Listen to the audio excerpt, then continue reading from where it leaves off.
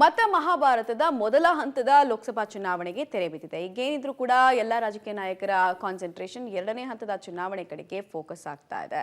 ಇನ್ನು ಉತ್ತರ ಕರ್ನಾಟಕದ ಕಡೆಗೆ ಎಲ್ಲಾ ರಾಜಕೀಯ ನಾಯಕರು ಕೂಡ ಈಗಾಗಲೇ ಮುಖ ಮಾಡಿದ್ದಾರೆ. ಇದರ ಮುಂದುವರೆದ ಭಾಗವಾಗಿ ಪ್ರಧಾನಿ ನರೇಂದ್ರ ಮೋದಿ ಅವರು ರಾಜ್ಯಕ್ಕೆ ಆಗಮಿಸಿದ್ದಾರೆ. 2 ದಿನಗಳ ಕಾಲ 5 ಜಿಲ್ಲೆಗಳನ್ನು ಟಾರ್ಗೆಟ್ ಮಾಡಿಕೊಂಡು ಸಾಕಷ್ಟು ಸಮಾವೇಶಗಳನ್ನು ನಡೆಸಲಿದ್ದಾರೆ. ಹಾಗಾದ್ರೆ ಮೋದಿ ಮತ ಶಿಕಾರಿಯ ಪರಿಣಾಮ ಜೊತೆಗೆ ಪ್ರಭಾವ ಹಾಗೂ ಸ್ಟ್ರಾಟಜಿ ಹೇಗಿದೆ ಅನ್ನೋದನ್ನ ನೋಡ್ಕೊಂಡು ಬರೋಣ ಬನ್ನಿ.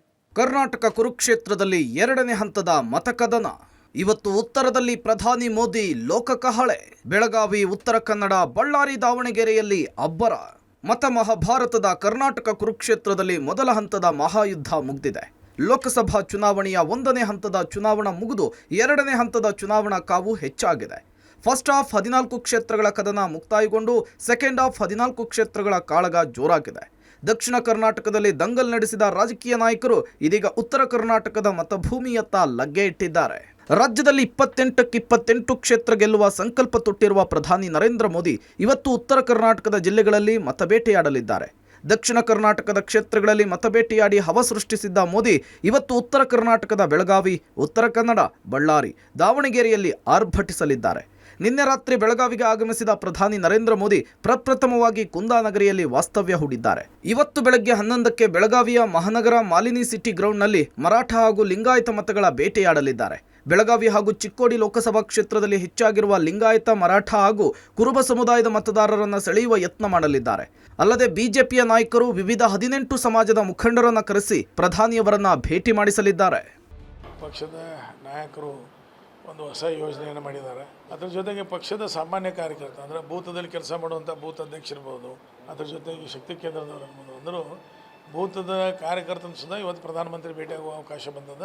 ಇಲ್ಲ ಬಹುತೇಕ ಎಲ್ಲ ಸಮುದಾಯ, ಇದೇ ಸಮುದಾಯ ಅಂತಲ್ಲ, ಎಲ್ಲ ಸಮುದಾಯದ ಜನರನ್ನ ಅಧ್ಯಕ್ಷರಿರ್ಬೋದು, ಆ ಸಮುದಾಯದ ಪ್ರಮುಖರು ಇರ್ಬೋದು, ಅಂಥವ್ರನ್ನ ಕೇಳಿ ಅವರ ಅನುಮತಿ ತಗೊಂಡು ಅವರ ಭೇಟಿಗೆ ಈ ಒಂದು ಇದನ್ನು ಸಂಖ್ಯೆ ಮಾಡಿದ್ದೀವಿ. ಇಡೀ ಜಿಲ್ಲೆಯಿಂದ ಆಯಾ ಸಮುದಾಯ ಪ್ರಮುಖರು ತಗೊಂಡು ಕುಂದಾನಗರಿಯಲ್ಲಿ ಬೆಳಗಾವಿ, ಚಿಕ್ಕೋಡಿ ಅಭ್ಯರ್ಥಿಯ ಪರ ಮತಬೇಟೆಯ ಬಳಿಕ ಮಧ್ಯಾಹ್ನ 1 ಗಂಟೆಗೆ ಉತ್ತರ ಕನ್ನಡದ ಶಿರಸಿಯಲ್ಲಿ ಸಮಾವೇಶದಲ್ಲಿ ಭಾಗಿಯಾಗಲಿದ್ದಾರೆ. ಅಲ್ಲಿಂದ ಹಾವೇರಿ, ದಾವಣಗೆರೆ ಲೋಕಸಭಾ ಕ್ಷೇತ್ರವನ್ನು ಕೇಂದ್ರ ಮಾಡಿಕೊಂಡು ಬೆಣ್ಣೆನಗರಿಯಲ್ಲಿ ಮತ ಶಿಕಾರಿ ಮಾಡಲಿದ್ದಾರೆ. ಮಧ್ಯಾಹ್ನ 3 ಗಂಟೆಗೆ ದಾವಣಗೆರೆಯ ಹೈಸ್ಕೂಲ್ ಮೈದಾನದಲ್ಲಿ ಬೃಹತ್ ಸಮಾವೇಶ ನಡೆಸುವ ಮೂಲಕ ಲೋಕ ರಣಕಹಳೆಯನ್ನು ಮೊಳಗಿಸಲಿದ್ದಾರೆ. ಭಾಳ ಜನ ಉತ್ಸಾಹದಿಂದ ದಾವಣಗೆರೆ ಒಳಗೆ ಮೋದಿಯವರು ಬರ್ತಾ ಇರೋದು 5ನೇ ಬಾರಿ. ಬಹುಶಃ ದಾವಣಗೆರೆ ಬೆಣ್ಣೆನಗರಿ ಅಂದರೆ ಭಾಳ ಜನಪ್ರಿಯವಾಗಿದೆ ಮೋದಿಯವರಿಗೆ. ಅದೇ ರೀತಿ ಈ ಕ್ಷೇತ್ರದ ಜನತೆಯರು ಕೂಡ ಮತ್ತೊಮ್ಮೆ ನರೇಂದ್ರ ಮೋದಿ ಮಾಡಲು ಗಾಯತ್ರಿ ಸಿದ್ದೇಶ್ ಅವರಿಗೆ ಹೆಚ್ಚು ಮತವನ್ನು ಹಾಕಿ ಆಶೀರ್ವಾದ ಮಾಡಲಿಕ್ಕೆ ಸಿದ್ಧರಾಗಿದ್ದಾರೆ. ಬೆಣ್ಣೆನಗರಿಯ ಬಳಿಕ ಗಣಿನಾಡಿನ ಧೂಳಿನಲ್ಲಿ ಅಬ್ಬರಿಸಲಿದ್ದಾರೆ. ವಿಧಾನಸಭಾ ಚುನಾವಣೆಯಲ್ಲಿ ಬಿಜೆಪಿಗೆ ಬಳ್ಳಾರಿ ಮತ್ತು ವಿಜಯನಗರ ಜಿಲ್ಲೆಯಲ್ಲಿ ಭಾರೀ ಹೊಡೆತ ಬಿದ್ದಿರುವ ಕಾರಣ ಲೋಕಸಭೆಯಲ್ಲಿ ಬಳ್ಳಾರಿ, ಕೊಪ್ಪಳದಲ್ಲಿ ಮತ್ತೊಮ್ಮೆ ಕಮಲವನ್ನು ಅರಳಿಸುವುದಕ್ಕೆ ಮೋದಿ ಸ್ವತಃ ಅಖಾಡಕ್ಕಿಳಿತಾ ಇದ್ದಾರೆ.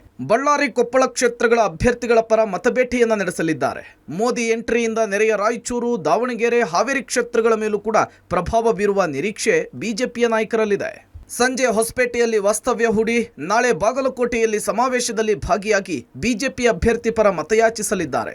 ಒಟ್ನಲ್ಲಿ ಉತ್ತರ ಕರ್ನಾಟಕದಲ್ಲಿ ಕೇಸರಿ ಬಾವುಟ ರಾರಾಜಿಸಲಿಕ್ಕೆ ಸ್ವತಃ ಪ್ರಧಾನಿಯವರೇ ಚುನಾವಣಾ ಪ್ರಚಾರದ ಅಖಾಡಕ್ಕಿಳಿದಿರೋದು ಕಮಲಪಾಳ್ಯದಲ್ಲಿ ಹೊಸ ಹುರುಪನ್ನು ತಂದಿದೆ. 5 ಜಿಲ್ಲೆ 10 ಕ್ಷೇತ್ರಗಳನ್ನು ಟಾರ್ಗೆಟ್ ಮಾಡಿಕೊಂಡು ಮೋದಿ ಅಬ್ಬರಿಸಿ ಕಾಂಗ್ರೆಸ್ಗೆ ಕೌಂಟರ್ ಕೊಡಲಿದ್ದಾರೆ. News desk, public TV.